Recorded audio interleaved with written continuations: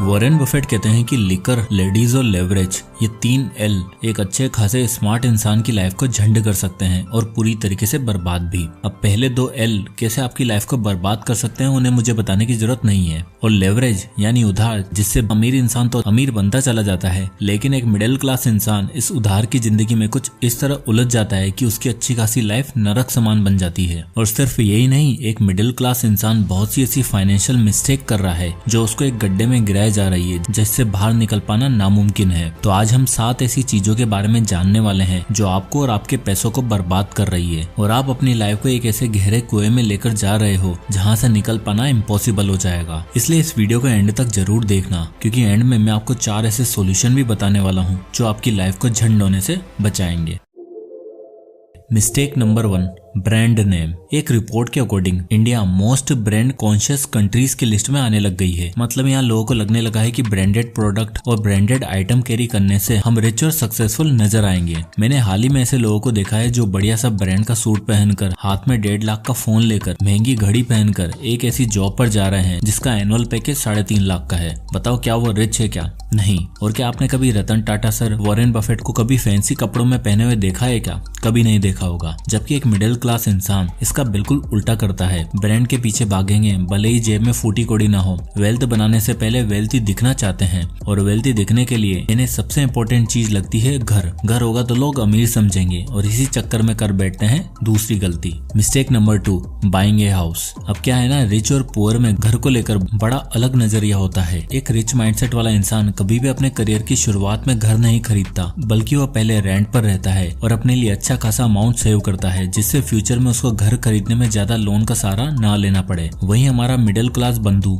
नौकरी लगी, पैसा आना शुरू, अच्छी कमाई हो रही है, तो एक काम करते हैं, सबसे पहले घर ले लेते हैं। आगे पीछे कुछ नहीं देखा, बीवी ने बोला और बस अगले दिन फ्लैट बुक करवा दिया। और फ्लैट भी कोई एरा गिरा नहीं, 1 करोड़ का। अरे भाई, तेरा एनुअल पैकेज 12 लाख का है, अभी सेटल हुआ है और शुरुआत में ही 1 करोड़ का घर ले लिया, जिसमें से 75 लाख का लोन। आओ जरा देखते हैं कि अगर 75 लाख का लोन लेता है तो कितना पैसा पर मंथ उसे EMI में देना पड़ेगा। अब इस EMI कैलकुलेटर में देखो, आपने 75 लाख का होम लोन लिया 9% के इंटरेस्ट रेट पे और 15 साल तक के लिए लोन लिया, तो आपको हर महीने 76,000 की EMI पे करनी पड़ेगी और टोटल पेमेंट बन जाएगा 1,37,00,000 रुपए, जिसमें से 62 लाख तो सिर्फ इंटरेस्ट अमाउंट है, यानी आपके महीने की सैलरी है 1 लाख रुपए। और अगर उसमें से आपने 76,000 का होम लोन की EMI में दे दोगे तो घर का खर्चा कहाँ से चलेगा, और सेविंग और इन्वेस्टिंग तो भूल ही जाओ। अब ऐसे में मिडिल क्लास सोचता है कि यार 76,000 सिर्फ EMI में चला जाएगा तो बाकी खर्चे कहाँ से होंगे, इसलिए वो लंबे समय के लिए लोन लेता है, जैसे कि 20 साल। अब इस EMI कैलकुलेटर में देखो, अगर आप 75 लाख का लोन 20 साल के लिए लेते हो तो अब आपकी EMI बनेगी 67,000 रुपए। अब आप देखो, EMI तो घट जाती है, हमारा मिडिल क्लास इंसान भी मान जाता है और डील डन कर बैठता है। फिर लॉन्ग रन में ये नहीं देखता कि ये इंटरेस्ट वाला अमाउंट टोटल लोन अमाउंट से भी ज्यादा हो चुका है और अब 75 लाख के बदले 1,62,00,000 चुकाने होंगे।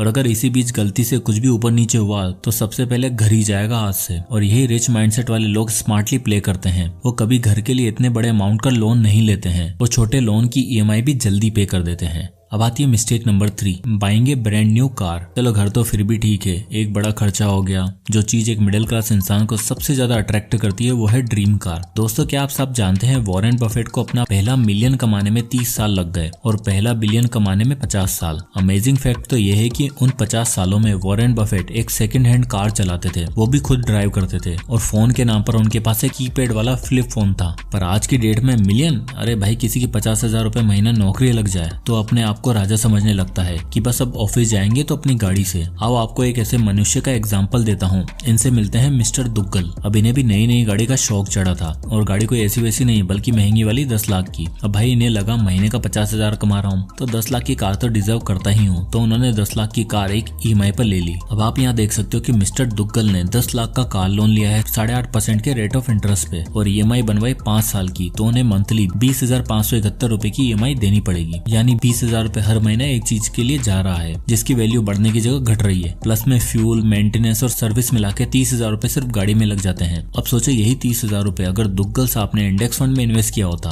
जैसे इस कैलकुलेटर में देखो, अगर वो 30,000 रुपए महीने की इन्वेस्टमेंट 12% के रिटर्न पे 5 साल तक करते हैं तो उसकी टोटल वैल्यू हो जाएगी 24,74,000 रुपए। और इन 24 लाख में से 10 लाख की गाड़ी भी आ जाती और 14 लाख एक्स्ट्रा बच भी जाते, जिन्हें वो वापस इन्वेस्ट कर सकते थे। पर अफसोस दुग्गल साहब तो कम स्मार्ट निकले। पर हम पुअर और मिडिल क्लास लोग लोगों की गलतियों का कोई ठिकाना ही नहीं होता। जिनके पास घर गाड़ी नहीं होती उनके पास होती है लॉयल्टी। लॉयल्टी नहीं समझे? आओ समझाता हूँ। अब आती है mistake number 4, don't be A loyal customer. Next common mistake है बीइंग लॉयल। अरे नहीं, अपने पार्टनर से नहीं बल्कि अपने ब्रांड और अपने OTT सब्सक्रिप्शन से। एक रिपोर्ट के अकॉर्डिंग इंडिया में टोटल 424 मिलियन OTT यूजर हैं, जिसमें से 119 मिलियन पेड यूजर हैं। देखो यार, मैं समझता हूँ एंटरटेनमेंट, एक्साइटमेंट सब जरूरी है, पर जरा एक बार ठीक से चेक करो कि लास्ट ईयर आपने OTT प्लेटफॉर्म के सब्सक्रिप्शन के लिए कितना पैसा लगाया और कितना सही से यूज किया। चलो OTT छोड़ो, कितने सारे ही ऐसे लोग होंगे जिन्होंने साल भर की जिम मेंबरशिप ले ली होगी और मुश्किल से 4 महीने भी नहीं गए होंगे। अरे भाई, जब 4 महीने ही जाना था तो 1 महीने का ही सब्सक्रिप्शन ले लेते, फ्री फंड में 8,000 देकर आ गए।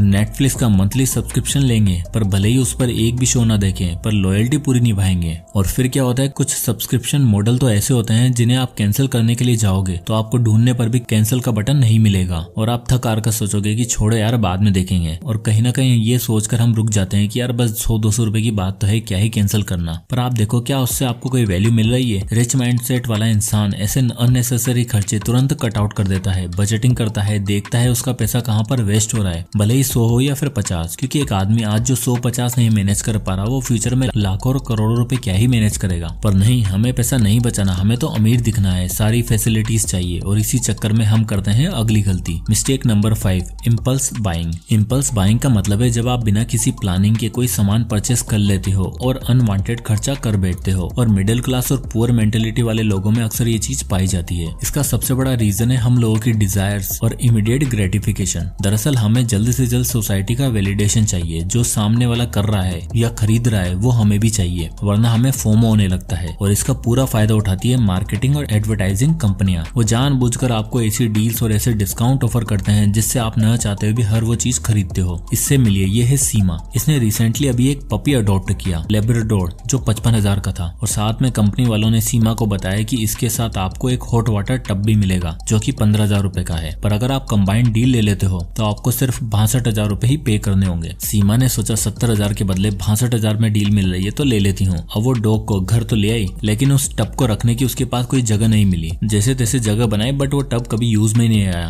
उनका डॉग उसमें नहाता ही नहीं था। यानी सीमा ने 7,000 वेस्ट कर दिए, इसलिए क्योंकि डील अच्छी मिल रही थी। और सिर्फ सीमा ही नहीं, मैंने ऐसे बहुतों को देखा है, पूरा वार्डरोब भरा हुआ है, फिर भी सेल में कपड़े मंगा लेंगे। अब आती है mistake number 6, excess spendings on food. अगली और सबसे कॉमन मिस्टेक है too much spending on food. जरा आप ये फोटो देखो, साल 2023 में सिर्फ बिरयानी का टोटल 10 करोड़ रुपए ऑर्डर आए हैं। इतनी बिरयानी कि जितनी 8 कुतुब मीनार में भरी जा सकती है, 7 करोड़ पिज्जा जो 5 ईडन गार्डन स्टेडियम को भर सकते हैं। इससे आप समझ ही सकते हो कि हम इंडियन फूड पे कितना ज्यादा पैसा खर्च कर रहे हैं। अब इससे होता क्या है कि फूड को हम बजट का इंपॉर्टेंट हिस्सा मानते हैं, इसलिए खाने पर किया हुआ खर्चा कभी काउंट नहीं करते। इसलिए दे दनादन अंधाधुन पैसा खर्च कर देते हैं। हमेशा रेस्टोरेंट जाना, घर पे ऑर्डर करना, गेस्ट के लिए ऑर्डर करना आजकल बहुत कॉमन हो गया है। और ज्यादा बाहर खाने से आपकी फाइनेंशियल हेल्थ और फिजिकल हेल्थ दोनों खराब होती है। पर आखिर फूड पे इतना खर्चा होता क्यों है? इसका रीजन है अगली mistake number 7, excessive social spendings. जी हाँ, सोशल ट्रैप एक ऐसी चीज को जन्म देता है जिससे हम कहते हैं लिविंग बियॉन्ड योर मीन्स। और दूसरों को इम्प्रेस करने के चक्कर में, उनसे कंपटीशन के चक्कर में अननेसेसरी और एक्सेसिव खर्चा कर बैठते हैं। एक्सपेंसिव पार्टीज, इवेंट्स और डिनर पे हम खुलकर खर्चा करते हैं ताकि सामने वाले को इम्प्रेस कर सके।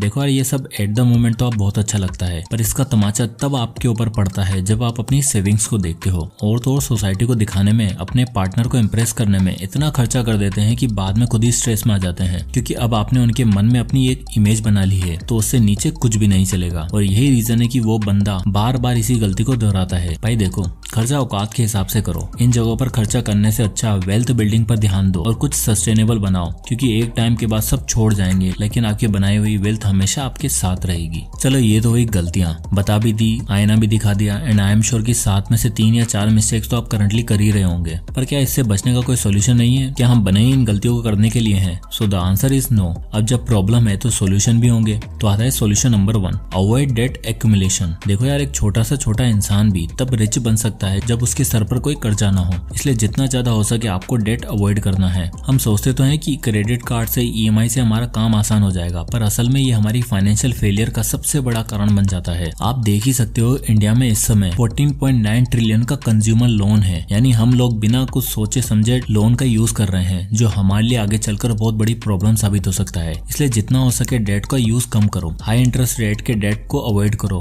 क्रेडिट स्कोर बिल्ड करने के लिए छोटी पेमेंट्स का सहारा लो जो फ्यूचर में आपको दिक्कत भी नहीं देगी। डाउन पेमेंट ज्यादा से ज्यादा करो ताकि लोन का बर्डन कम रहे और लोन को पे ऑफ करने के लिए स्नोबॉल मेथड का यूज करो। अब आता है solution number 2, create a budget. देखो, आमतौर पर हर फाइनेंशियल मिस्टेक्स का सबसे बड़ा रीजन होता है लैक ऑफ बजटिंग। आप देख सकते हो कि इंडिया में 69% house hold finance related issue face करते हैं, जिसका सबसे बड़ा रीजन है बजटिंग ना करना, और यही सबसे बड़ा रीजन है इन 69% लोगों का ट्रैप्ड रहने का। बजट आपको बताता है कि आपने अपनी मंथली इनकम किस किस जगह पर स्पेंड करी है, कौन से खर्चे जरूरी थे कौन से नहीं। इसलिए बहुत सारे एप्स भी बने हैं जो आपके सारे एक्सपेंसेस को ट्रैक करते हैं और आपको बताते हैं कि आपका कौन सा अननेसेसरी खर्चा हुआ है जिससे आप नेक्स्ट मंथ इग्नोर कर सकते हो। अब आता है solution number 3, use 20-80 rule for investment. Next है 20-80 रूल, जिसमें आप अपनी मंथली इनकम का 20% सेव और इन्वेस्ट करोगे एंड रेस्ट 80% को रखोगे बाकी खर्चों के लिए। क्या है ना, हमारा खर्चा ज्यादा तब हो जाता है जब हमारे पास ज्यादा पैसा रहता है। इसलिए अगर आप अपनी इनकम आते ही 20% इन्वेस्ट कर दोगे तो आपके 2 फायदे होंगे। सबसे पहले आप गिल्ट फ्री स्पेंडिंग कर पाओगे, लिमिटेड खर्चा करोगे और फ्यूचर के लिए भी कंट्रीब्यूट कर पाओगे। फॉर एग्जाम्पल, आपकी मंथली इनकम है 30,000 और आपको महीने के एंड में सैलरी मिलती है, तो आप नेक्स्ट मंथ की 2 तारीख की डेट को फिक्स कर सकते हो और 20% यानी कि 6,000 रुपए कहीं पर भी इन्वेस्ट कर सकते हो। और जब बचेंगे 24,000 रुपए तो ये OTT और ऑनलाइन फूड जैसी जगहों पर आप लिमिटेड खर्चा करोगे। एंड ट्रस्ट में, ये सोल्यूशन आपकी फाइनेंशियल जर्नी को बहुत आसान बना देगा। बात है solution number 4, build a strong financial plan. एक स्ट्रॉन्ग फाइनेंशियल प्लान वही होता है जो ज्यादा एसेट ड्रिवन हो, यानी अपनी लाइफ और अपने फाइनेंस को सिक्योर करने के लिए जो सबसे इंपॉर्टेंट चीज आपको करनी है वो है focus on building assets not liabilities. Luxury car, dream house आपके प्लान का पार्ट होना चाहिए, पर आपके अर्ली एज में नहीं। अर्ली एज में आपको वेल्थ बिल्डिंग पर ध्यान देना है। जैसे मैंने आपको एग्जांपल में भी बताया कि अगर मिस्टर दुग्गल उन 30,000 रुपए को इन्वेस्ट करते तो उनके पास इतना पैसा जमा हो जाता जो उन्हें एक स्टेबल और एक सिक्योर फाइनेंशियल फ्यूचर दे सकता था। तो एट लास्ट जितना हो सके इन फाइनेंशियल मिस्टेक्स को अवॉइड करो, बजट बनाओ, 20-80 रूल का प्रिंसिपल यूज करो और फाइनेंशियल प्लान बनाते समय ये जरूर ध्यान देना कि उसमें डेट कम से कम हो, क्योंकि इस दुनिया में कुछ भी फ्री नहीं है और अगर आपको इजीली लोन मिल रहा है तो समझो it's costing you your whole financial